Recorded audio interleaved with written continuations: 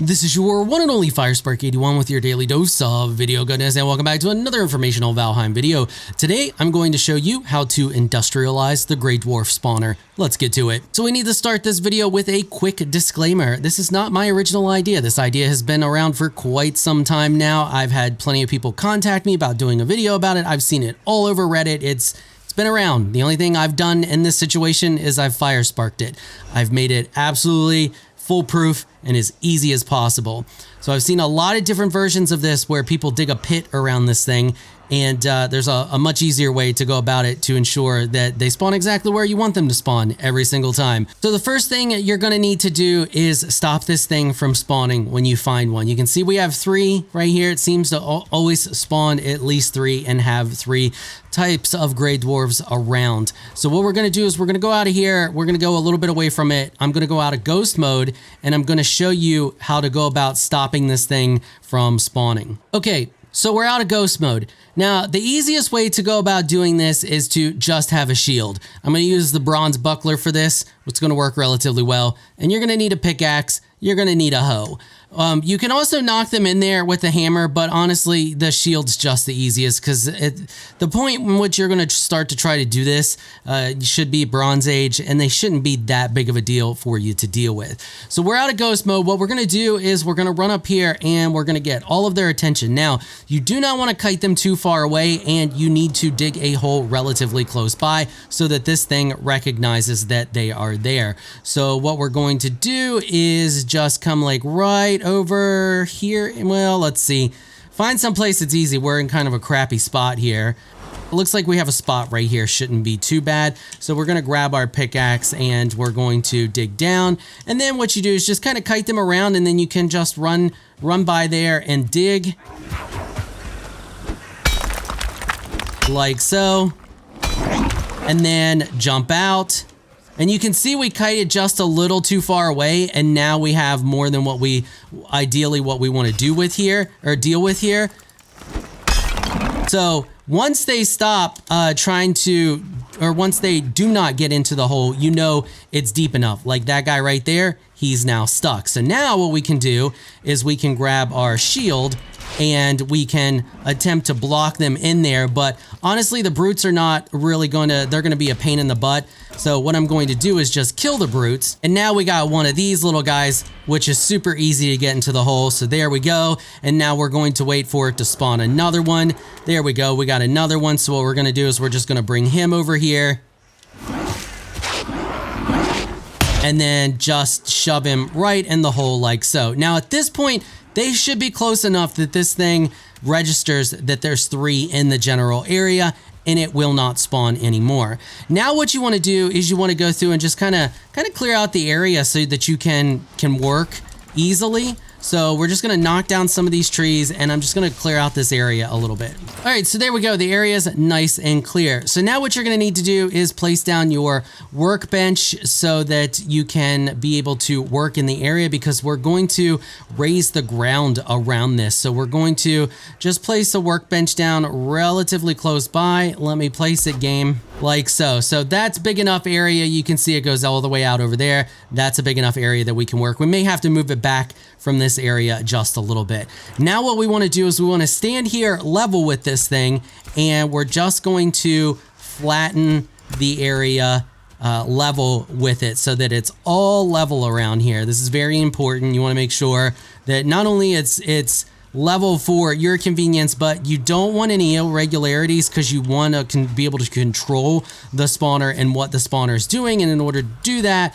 we need just a nice location without any irregularities in it. Now comes the part where you're going to need to spend a good chunk of stone. So I have 126 here. We'll see how far this gets me. I'm going to actually turn off the no cost build so that we can see how much this takes. So what we're going to do is we're going to get close to this thing, and we are going to start raising the ground. Now you want to get just above the tip of it there. So one more should just about do it. There we go. Now what you want to do is just look right at the edge and place this circle like half on the edge, half off like that. Move forward and just do that all the way across. And you got to come out far. You got to come out all the way to the tips of these branches here on all sides. So the easiest way to do that, to use the least amount of stone, is to do like we're doing here and just place it over that. And don't worry, we can go back through and level this off, knock it all back down after the fact. You may even get a little bit of stone back. So what we're gonna do is just go through and do that now. So we just wanna place it all across the top. Now, I'm going to explain the reason why we are doing this while I do it. So what happens is this thing only looks to see if it can spawn around the sides, and it only looks to see if it can spawn, it looks to see if there's ground there. What happens here is, because we are burying it, it looks to see if there's any ground. There is no ground, so therefore it won't spawn. And that's ideally what we want, because then what we're going to do is use some Minecraft tactics, well, Minecraft skyblock tactics, and only give it a location to spawn where we want it to spawn. And as you can see there, we've already blown through a ton of stone, but luckily you're probably most likely going to be in the dark forest, so there's tons of stone around. So I'm just going to go grab some more stone. Okay, so I got another nice chunk of stone here, and I'm just going to continue to take this out across the sides. Oh, and by the way, if you're wondering how much stone that took, this is how much stone we have left. Okay, so now that we can run around this thing and all we see is a few tiny little branches here and there sticking out. Now what you want to do is you want to come over here and you're going to take out just one of the Greydwarfs just to see if anything spawns around here, to make sure you have built the wall out far enough around the spawner. So the easiest way to go about doing this is just take a bow and knock one down. And now we're just gonna run around the edge of this thing. Okay, looks pretty good. Now what we want to do is we want to find the top of it so we can kind of center things up to make things look kind of nice. All right, so we got the top leveled off. Everything is looking nice. We know that nothing is going to spawn. Now what I'm going to do is I'm going to start right here, because this is relatively close to. I'm just going to come out here. We can see there's a little bit of a branch there, but that should be fine. This thing can take 1 or 2 hits from the pickaxe and be fine. So if you hit it and you're too close, just move over slightly from what we're going to do here. So now what I'm going to do is I'm going to take my pickaxe. We're going to come back from the edge just a little bit here, and we're just going to go straight down. And you can see there, the spawner there is behind us, and we're going to expose just a little bit of it, and that's what we want. We want to be very careful we don't actually hit it. And I think we're pretty solid here. So I'm just going to move forward just a little bit now, and just to make sure I'm not hitting it. If that happens to you, you're fine. Just turn around and hit the side one time. And now we're gonna go down just a little bit more, hit the side one time. And now what I wanna do is make sure that this isn't ramped at all. So I'm also going to hit the side there. And then we're gonna go one more. And I think once we level this back off, that might be deep enough. So what we're going to do is we're just going to do like we did before, just edge this on the side like that. And looking at that, I think we're going to need to go one more. So let's just go one more down.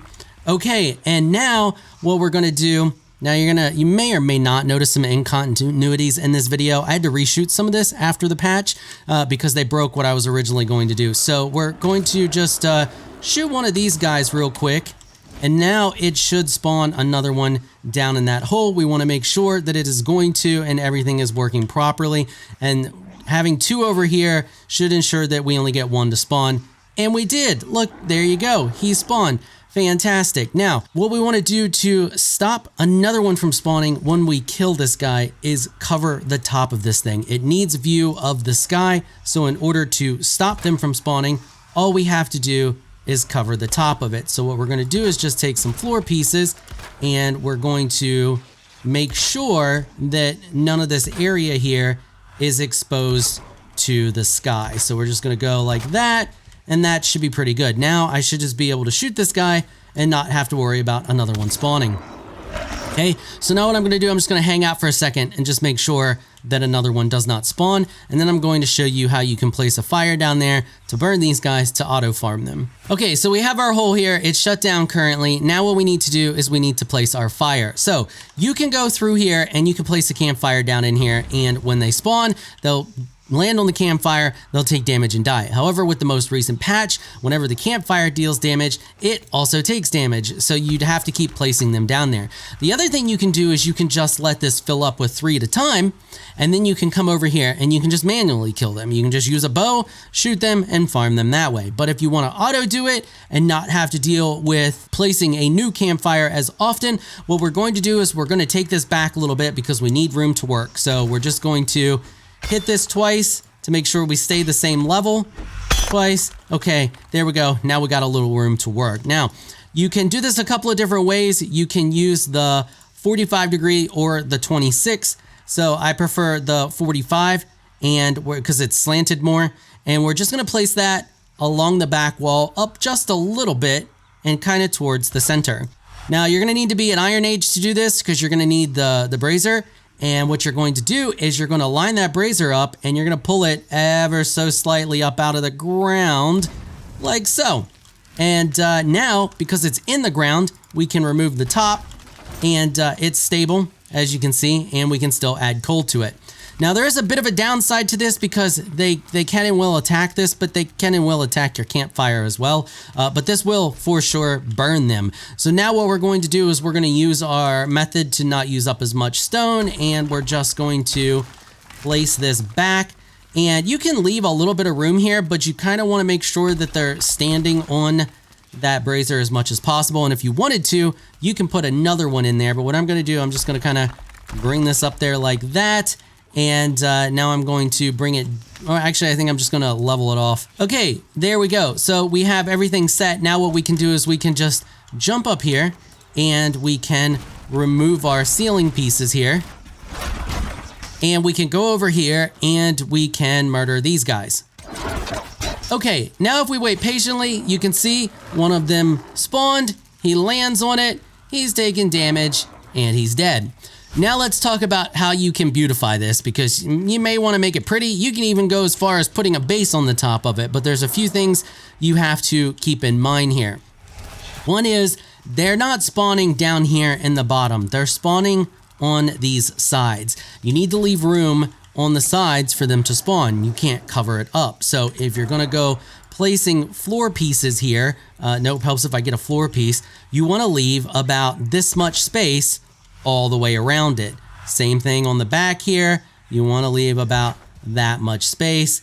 That's just to be safe with just this little edge here, that you're not covering it and you're not screwing with your spawns at all. So then once you know you've marked out where your space is, then you can kind of just go through there and fill in the top however you want to go about filling in the top.